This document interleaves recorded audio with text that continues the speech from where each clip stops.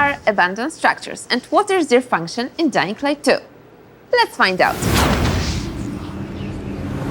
My next guest in Dying to Know More is the one and only Tymon Smektała.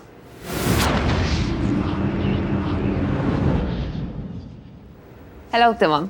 Hello, Paulina. In the last episode of Dying to Know, we got to know more about architecture and places in the city. But today, I am more curious about buildings, especially abandoned structures and their functions. So please tell us more.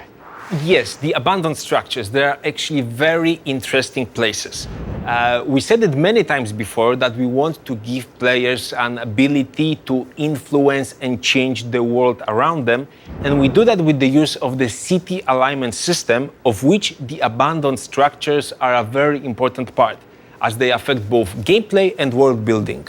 Okay, so let's start from the world building. Yes, so when Aiden enters the city, abandoned structures are just that. Forsaken, ransacked buildings with maybe some loot to find.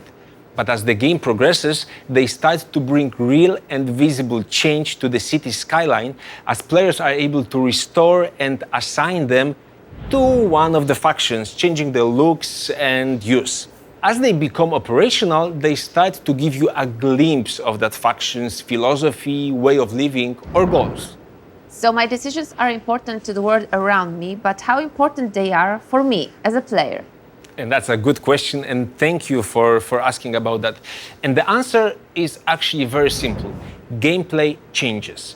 When you restore an abandoned structure, it becomes, as we call it, the functional building. And then it starts offering you a lot of new opportunities. What kind of opportunities? Well, all sorts. For example, there might be vendors that offer you unique items, or maybe new quests or new collectibles, or maybe NPCs that you can talk to, which usually leads to new adventures. Is that all? No, because there are also training grounds where you can test unique exotic weapons like a catapult bat or a blastaway.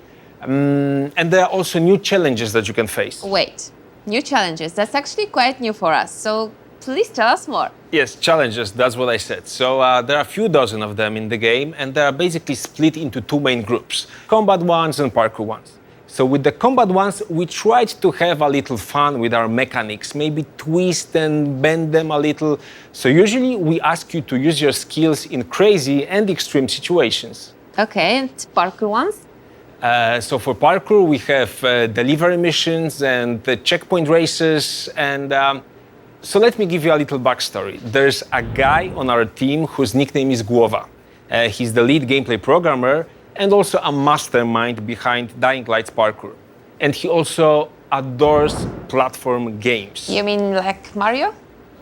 Actually, yes, Mario, that's his favorite character. So if you love Mario the same way as he does, you will definitely find something interesting in the challenges he created. Okay, so that's enough about Mario.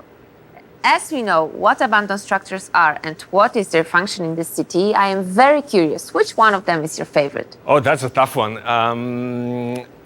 I think I will say the art workshop, because to see a place of such beauty and sophistication in the middle of the apocalypse, this is really a picture that stays embedded in your head for long. But aside of that, maybe a bakery, a smokehouse, a pumpkin farm, maybe even Peacekeeper's Cadet Academy.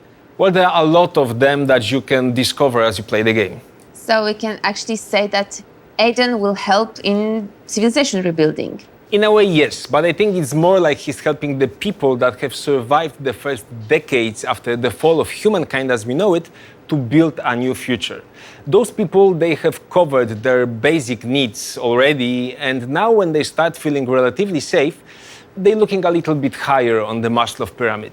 So we can say that they try to stay human with all they have. Beautifully said, like I couldn't express it better. Yes, absolutely, that's a great summary. Thank you, Tymon, for all of your answers. Thank you, Paulina. And thank you all for watching us today, and see you next time.